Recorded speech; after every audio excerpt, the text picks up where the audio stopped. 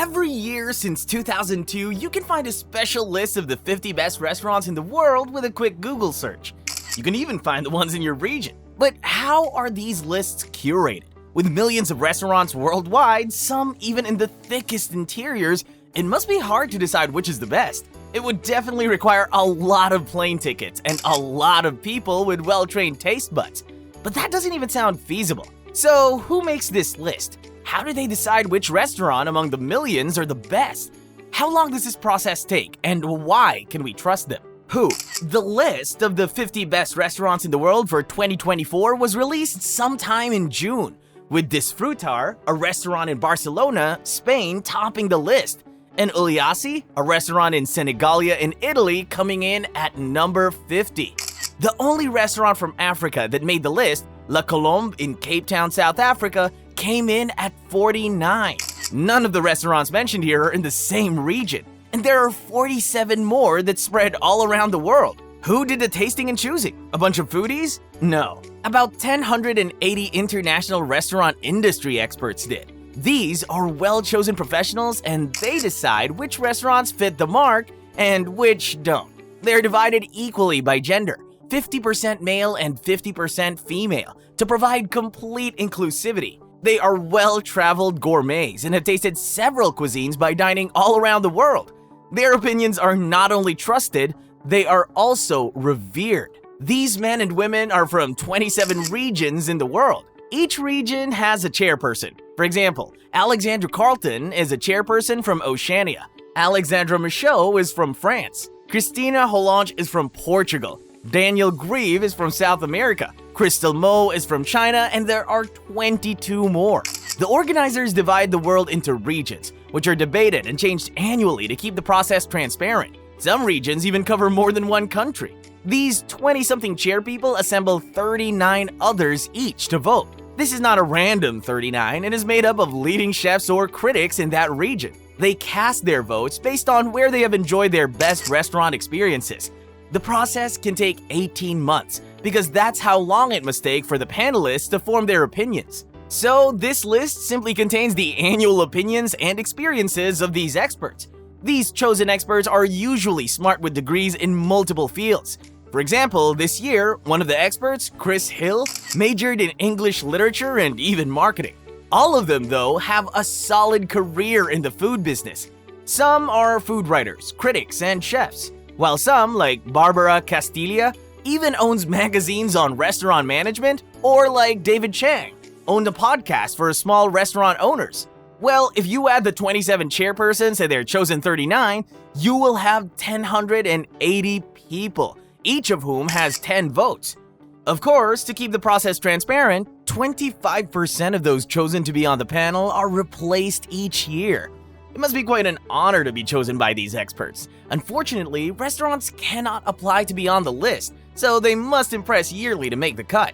But what impresses them? How do they pick the best? How? Cuisine, floral, or cutlery arrangements, efficient services, memorable experiences. There must be a lot to consider when picking the best restaurant among millions.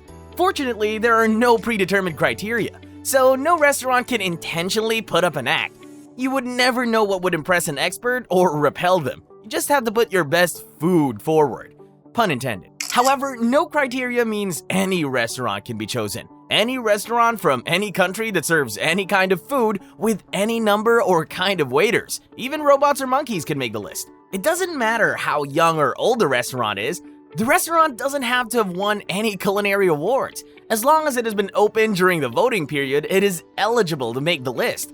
To make the process even fairer, in 2019, the rules changed again. Now, restaurants that have topped the list in previous years are not considered ever again. Instead, they join what is called the Best of the Best group, which is the group of all restaurants that have ever topped since it became a thing in 2002.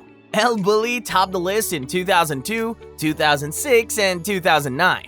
The French Laundry topped in 2003 and 2004. The Fat Duck topped only in 2005, while Noma topped in 5 years, 2010 to 2012, 2014, and in 2021. El Celler de Can Roca topped in 2013 and 2015, Osteria Francescana in 2016 and 2018, 11 Madison Park topped in 2017. Mirazur topped in 2019 and probably would have again if the new law did not immediately disqualify them. Geranium finally topped in 2022, and now we have Disfrutar in 2024. These restaurants have proven their worth and are now forever honored as iconic destinations. Best of the Best Group is the Hall of Fame for restaurants. Even the main chefs of these restaurants are now popular and renowned. Joan Roca, who is the head chef and co-owner of the legendary El Celler de Can Roca in Spain, which was named the world's best restaurant in 2013 and 2015, said, "With this new formula, a larger number of restaurants will be able to live the dream that we achieved. And this dream is not over. The Best of the Best is a new paradigm that strengthens and reflects the nature of our profession, which is characterized by generosity, community, and humanity. A human revolution is here, aided by this 50 Best initiative. For the ones still eligible to make the list, they do not have to do anything but exist. They do not have to buy any product or fill any special forms. Each voter on the panel simply picks a restaurant based on their individual tastes. It might be because of their impressive cuisine or their general service. Sponsors are not allowed to interfere with this process. They're not even allowed to know the voters until the final results are collated. There might be no rules for the restaurants, but there are definitely rules for the voters. For one thing, the voters must ensure that they and the voting process remain confidential before the awards announcement, or they will be disqualified. When voting, they must submit their choices in order of preference. That is, they must use a rank system, with the restaurant they think are the best in their region topping their personal list. But they must also prove that they have eaten in the restaurants they nominate in the last 18 months. On their submissions, they must include the date of their last visit, and the organization will confirm their claims.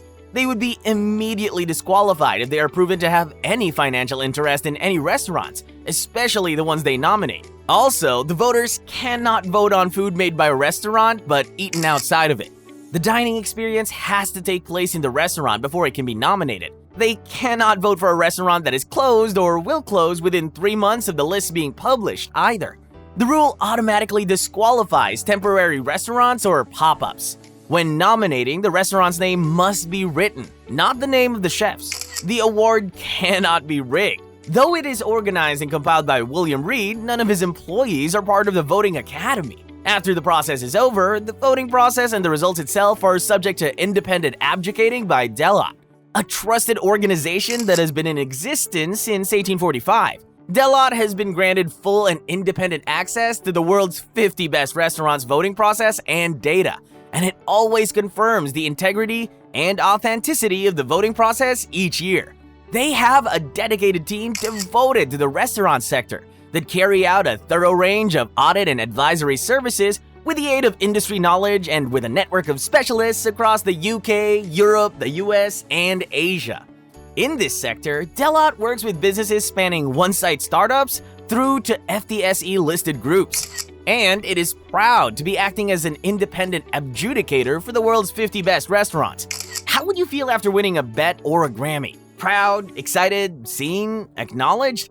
This is not very different from how the restaurant owners feel after making the list. Being top 50 in the entire world is a big deal. It offers tremendous clout that boosts the restaurant's clientele and definitely aids them financially without taking anything in return. It also makes the restaurant's owners, chefs, and even waiters feel seen and appreciated. It takes a lot to curate a good menu, to put together a team of professionals and excellent chefs, and another team of well-trained waiters. Some restaurants employ several means to create a memorable experience for visitors. All these efforts can span millions of hard currency. Having their restaurant make the list after all these efforts is a huge boost, not only locally but internationally too. Choosy eaters are most likely to peruse this list while on a trip, and the chosen restaurants definitely top most Google searches. Chefs especially benefit from this clout. Many unknown chefs have become prominent overnight after their restaurants top the list. It says a lot about the dedication and skill of a chef and his team that, amongst millions, their restaurant was singled out and acknowledged. This year, the award shows were sponsored by S. Pellegrino and Aquapana and were held in Las Vegas. Las Vegas was chosen because it is a world-class dining destination and a beloved tourist city. The shows were held in Melbourne in 2017, Singapore in 2019, and even London in 2022. Since it is a global and international brand, it is only proper that the host city changes annually. The shows are simply an opportunity to get chefs and food lovers from around the world together in one large hall. This year, the show spanned for a few days. There was a thought leadership forum, a chef's feast that showcased the finest meals from both local and international chefs, a roundtable event tagged Meet the Chefs, and the award ceremony itself. Now we can get into what those restaurants are all about. Don't forget to join our culinary journeys, folks. Please like and subscribe, my fellow foodies.